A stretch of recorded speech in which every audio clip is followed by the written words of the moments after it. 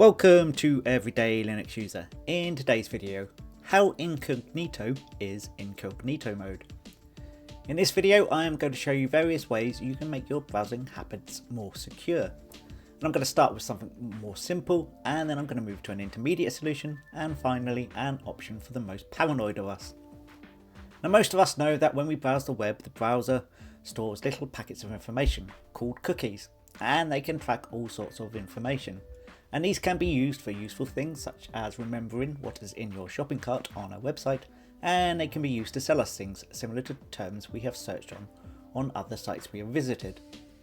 For instance, if you searched up a medical condition, you might suddenly see lots of adverts about life insurance. As soon as you turn 50 and your web browser finds out, you suddenly get lots of adverts for will planning, retirement, and for some bizarre reason over 50s dating. Quite often, there are legitimate reasons for wanting to hide what we have searched on. For instance, researching the embarrassing medical problem, or more commonly, searching for gifts for a loved one's birthday. You don't want to go to all the effort of buying a nice bracelet for your partner, only for them to come online and see you are on a jeweller's website, and worse than that, it says, "Hey, do you want any charms for that bracelet you bought?" So what do we all do? Well, we all head to incognito mode. We buy the gift and think nothing more of it, because incognito keeps us private, right? Well, for buying presents and things like that and hiding it from your loved ones, to a certain extent, yes. But even with incognito mode, you leave traces behind, and let's face it, we have all forgotten to enter incognito mode more than once. So the first thing we can do is adjust our browser settings so that it deletes all evidence of our browsing history and cookies as soon as we close the browser. In Chrome, we can do this by going to Settings, Privacy and Security, Site Settings, then we go to Additional Content Settings, then we go to On-Device Site Data,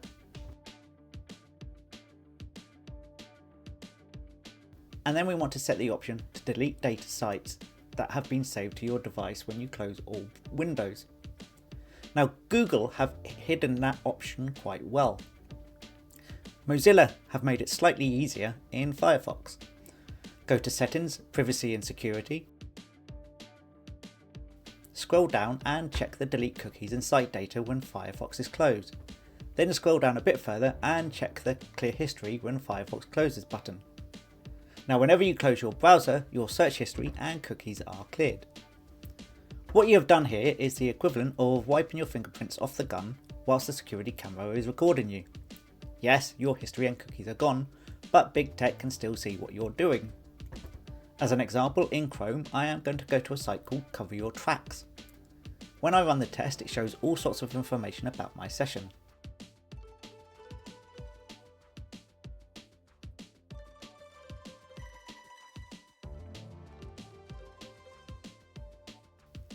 If I go into incognito mode and run the same test, you can see it has all the same information. What browser I'm using, where I am, the same canvas footprint, and the screen resolution.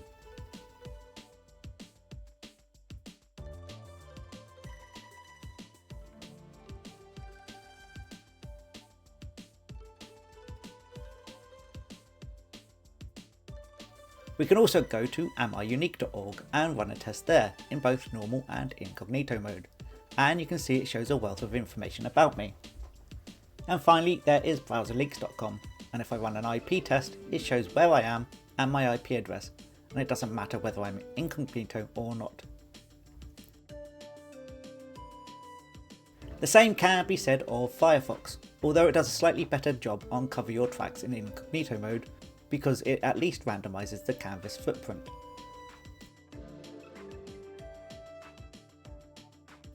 So what does this all mean?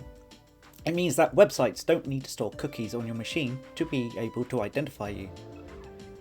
You can search on a boil on the bum in incognito mode, and suddenly you are searching something completely unrelated on a normal browser tab, and suddenly you will see adverts for creams and ointments. So this brings me on to our intermediate solution, LibreWolf.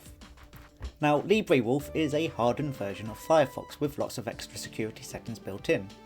It is available as a Flatpak, so you can find it in most graphical package managers that implement Flatpaks. It is also available in a lot of distributions' native package formats. So if we do cover your tracks again, you will see that now my browser thinks I'm in Iceland. and it also thinks my screen resolution is something different to what it actually is.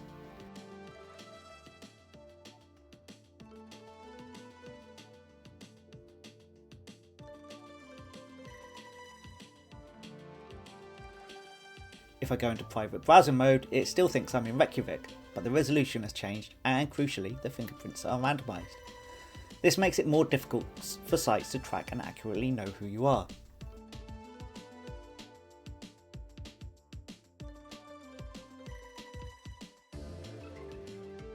If I go to amiunique.org, you can see the situation isn't perfect and browser leaks can still see where I am. So with Chrome and Firefox, when you enter incognito mode, it is like wearing a mask while still wearing a name tag, or trying to hide in a crowded room where everyone is wearing blue tracksuits and you are wearing a red one.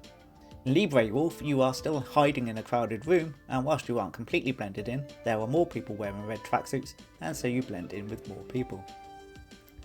The final thing I want to talk about is ghost mode. So even if you turn off cookies and delete history, when your session closes, the browser still stores data to your computer. If you look in the Chrome settings, for instance, it has an option to stop sites right into your machine, but it advises against it as sites will break. What we can do instead is run the web browser in memory so that sites can still write to your computer and work properly, but as soon as you close the browser, the instance and data written is gone. I'm going to show you a script that I've written, and this does three things. 1. It creates a folder in RAM with a semi-random name. It then runs LibreWolf in that folder, and because it is a Flatpak, I've had to open up some permissions to allow it to do so. And 3. When the session closes, it deletes the folder. And then finally, I have created a desktop file and I've copied it to my user share applications folder and pinned it to my taskbar. This provides the extra protection that LibreWolf gives you, as well as clearing your history and trace that you even used the browser. And that is the end of the video. If you liked it, give it a thumbs up, hit the subscribe button, and why not become a member? But for now, I will see you next time on Everyday Linux User.